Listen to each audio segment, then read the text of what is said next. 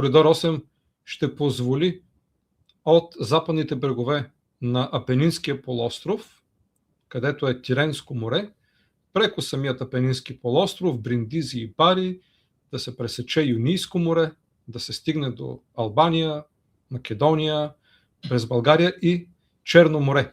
А сега се готви да има голяма база, да се гради нова голяма база на НАТО в източна България, в района на град Ямбол. Така че по някакъв начин за нашата колективна безбедност е важно да имаме сигурност. Всъщност, вие обичате повече думата сигурност.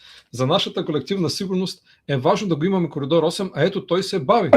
Колко години. Сега се надяваме нещо да се случи, разбира се, но това е само един от аспектите. Тоест, аз се чудя, ние наистина можем ли в това реално време, както би казал и Наполеон, да се справим с всичко това. Защото междувременно хибридната война стои, все още, ето, например, Сърбия продължава да бъде енергийно зависима от руските доставки. България... Не само Сърбия, Унгария, Словачка имате проблем, там сериозен проблем имате. България много години се мъчи да стане по-независна. С много мъки успяхме това да го постигнем в една значителна степен вече, но все пак това е един много дълъг процес и руското влияние си стои. Тук си има много близък съюзник Сръбски свет, който е съюзник на руски мир. И мене това ме тревожи. Сега аз не мога да кажа дали е прав тук нашия гледач. Да? Токму така врзете и войната со Иран. Ќе треба од Каспискиот басен да тргне нафтовод, ако се сеќавате гасовод и нафтовод на времето беше Амбо се нарекуваше. Албанија, Македонија, Бугарија. Това съм го забравил. Но да, звучи много логично. Да. И тој е много интересен и тој е всушност коридорот 8. Тој е енергетскиот коридор 8. Јас многу одамна бев дал едно интервју во кое кажав дека раката на НАТО, не на Соединетите американски држави, само туку на НАТО и на Европа е ставена помеѓу Отранската врата, Јонското море и Црното море. И сите ние тука што сме, ни е дадена можност да си бидеме држави. И ќе бидеме држави толку колку што ќе бидеме во контекст на големата геополитика. Ако излеземе од таа рамка, нема убаво да си поминеме. И тогаш и од тој аспект не зависи од нас како ние ќе работиме тука. Ние какви што сме, такви неспособни, ние ќе ја развлекуваме питата, локуми ќе правиме од неа.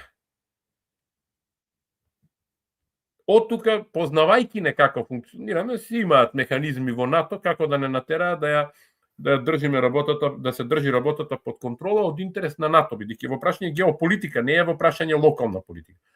Па така и нашите тука, да кажеме, во Македонија по прашање на коридор 8.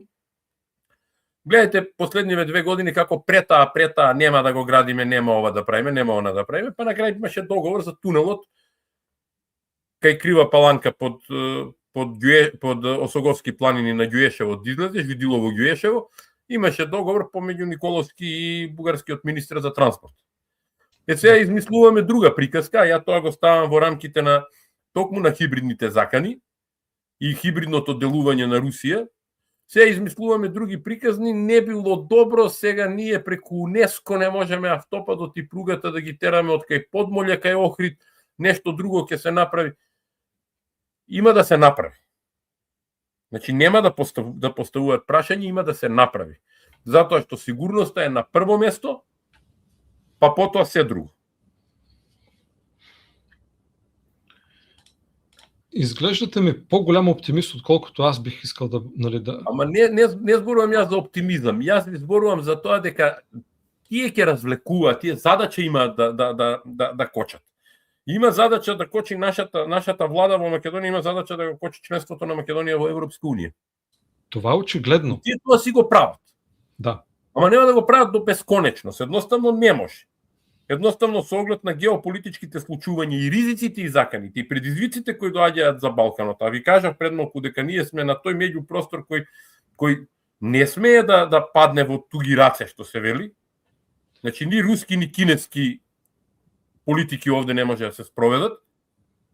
Буквално ќе се најде решение, односно ќе се наметне решение.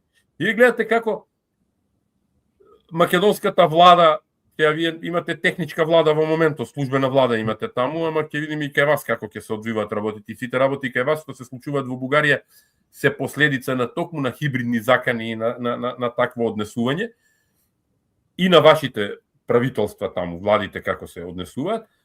Ќе видиме сега како македонската влада ќе се однесува кога ќе дојде под притисок се што треба да испорача. Ако не испорача во даден рок, едноставно има некој кој ќе смени. И се што мисла дека ќе прават тука внатре, тоа е само, многу често го употребувам во последно време тој термин, бура во ракиџиска чашка. Бидејќи толку сме мали на геополитичката сцена, единствена наша предност како Македонија е што се вкрстуваат коридор 8 и коридор 10. По најкраток можен пат тука се вкрстуваат и единствената таа наша предност ние не ја користиме, ние досега можеше далеку да бидеме и во соработка во регион, и во Европска унија и така натаму. Но некој ќе не натера сето тоа не заради нас, туку заради геополитичката слика.